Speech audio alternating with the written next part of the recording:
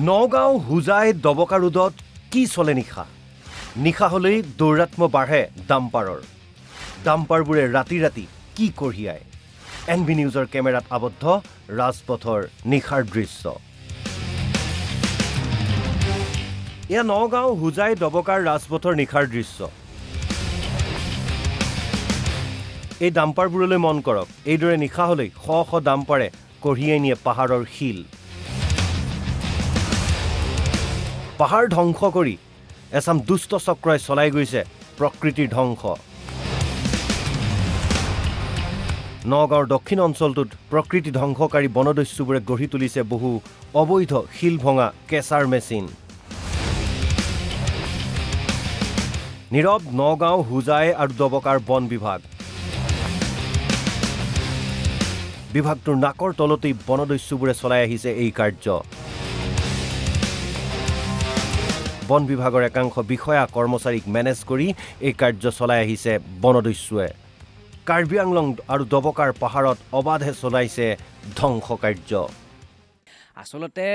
বন বিভাগ আৰু পৰিবহন বিভাগ এই দুইটা বিভাগ কিয় এই পাহাৰ ধ্বংসৰ যি এটা ধ্বংসযোগ্য চলি আছে তাত কিয় নিমা হৈ আছে আসলতে হেতু এটা প্ৰশ্নবোধক চিন আৰু বন বিভাগ আৰু পৰিবহন বিভাগটো এই দুইটা বিভাগে মিলি যে এই যি বন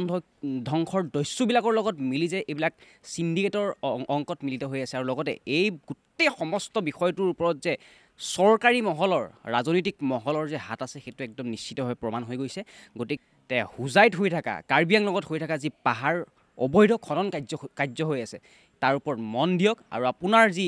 ৰাজনৈতিক পৃষ্ঠপোষকতাত এইবিলাক হৈ আছে আপোনাৰ যি বিভাগীয় পৃষ্ঠপোষকতাত এইবিলাক হৈ আছে এইবিলাক বন্ধ হ'ব লাগে আৰু ইয়াৰ ওপৰত আপোনালোকে CM ভিজিলেন্সৰ ওপৰত মানে দায়িত্ব দিয়ক যাতে এইবিলাকৰ ওপৰত চকু দি যোন দোষী সেই দোষীক উচিত শাস্তি প্ৰদান কৰে আৰু এই গোটেই খনন কাৰ্য কিন্তু বন্ধ হ'ব লাগে দিব আনহাতে নগাঁও আৰু হুজাই আৰক্ষীৰ যান বাহন বিভাগৰ এই ক্ষেত্ৰত ভূমিকা ৰহস্যজনক কিয়নো নিশা হলেই ডাম্পাৰবোৰৰ দৌৰাত্ম বৃদ্ধি পায় বনদস্যুৰ লগত আৰক্ষী আৰু পৰিবহন বিভাগৰো বিষয়াৰ গোপন বুজাবুজি থকাৰ অভিযোগ উত্থাপন হৈছে বনদস্যুসকলে আমাৰ পাহাৰৰ পাথৰ বালি আৰু নদীৰ বালি আজি ধ্বংস কৰি আছে বৈধভাৱে কোনোবাই পাথৰ খনন কৰিছে তাত আমাৰ ক'বলগীয়া একো নাই গভৰ্ণমেণ্টে ৰয়েলটি পাই আছে কিন্তু যিসকলে অবৈধভাৱে দিনে ৰাতি একাকাৰ কৰি আমাৰ বন ধ্বংস কৰি আছে পাহাৰ ধ্বংস কৰি আছে কিন্তু তাৰ অন্তৰালত যে বিষয়াসকল জড়িত আছে